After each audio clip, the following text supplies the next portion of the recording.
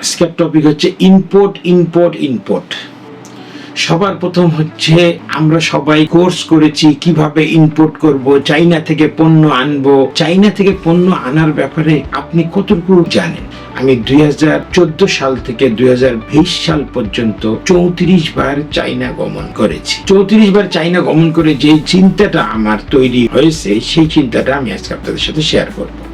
আপনি চাইনা যে একটা পণ্য সোর্সিং করলেন, পণ্যটা ইম্পোর্ট করলেন, যেমনি আপনি পণ্যটা বাংলাদেশের বাজারে আনলেন, সঙ্গে সঙ্গে খেলা চেঞ্জ হয়ে গেল। আপনি চাইনা থেকে ক্যালকুলেশন করছেন যে এই পণ্যটা চাইনাতে 50 টাকা দাম, বাংলাদেশে এটা 600 টাকা দাম। আরে ভাই, বাংলাদেশে আপনি ঢুকেন ওই পণ্যটা নিয়ে, আপনি বাংলাদেশে যখনকার পণ্যটা ইম্পোর্ট করলেন তখন জানলেন যে এই পণ্যটা আপনি সরাসরি বিক্রি করতে পারবেন না। এই পণ্যটা বিক্রি করতে হলে আপনাকে সেই সংক্রান্ত সেলসম্যান রাখতে হবে, সেই সংক্রান্ত আপনাকে শোরুম করতে হবে।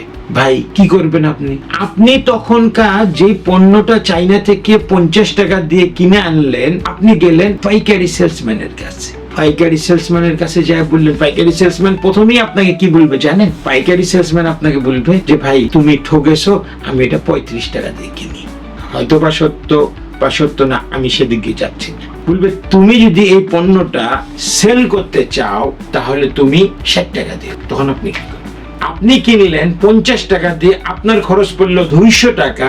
এবার হোলসেল পার্টি সে আপনাকে বলছে যে 60 টাকা হলে আমি এই পণ্যটা কিনবো।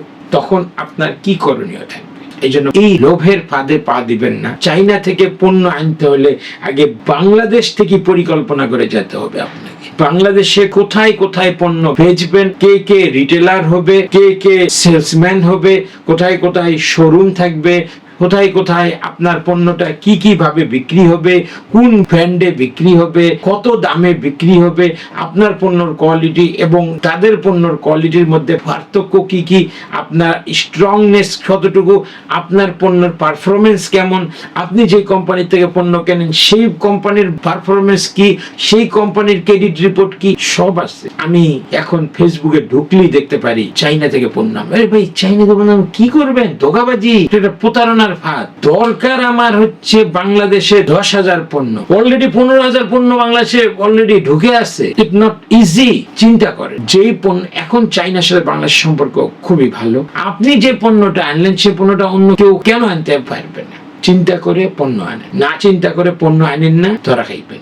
সেকেন্ড কথা হচ্ছে, পণ্য বিক্রির সোর্স না করে যদি আপনি পণ্য আনেন, এটা সবচেয়ে বড় ধরা। আপনি বিক্রির সোর্স করে গেলেন বলে আমার একটা দোকান আছে, 5 CBM 10 CBM 15 CBM মাল ওই দোকানে কয়দিনে বিক্রি করবেন? আপনি যতদিনে পণ্যটা বিক্রি করবেন, প্রোডাক্টের মেয়াদ, কোয়ালিটি, মডেল সব ওল্ড হয়ে যাবে। 5 বছরে পণ্য বিক্রি করবেন, ওটা ভুল। চিন্তার পরিবর্তন করেন। অত চাইনা না করে আপনি সোনার বাংলাতে আমাদের এখানে কিভাবে সিস্টেম বিল্ড করতে পারবেন, এই সিস্টেম বিল্ড করেন। চাইনার ক্যাম্পেইনে পড়ে চাইনা থেকে সোর্সিং করে ঠাস করে মাল নিয়ে চলে আসেন না। আমরা অনেক শিখেছি, অনেক চিন্তা করে এই ভিডিওটা তৈরি করেছি।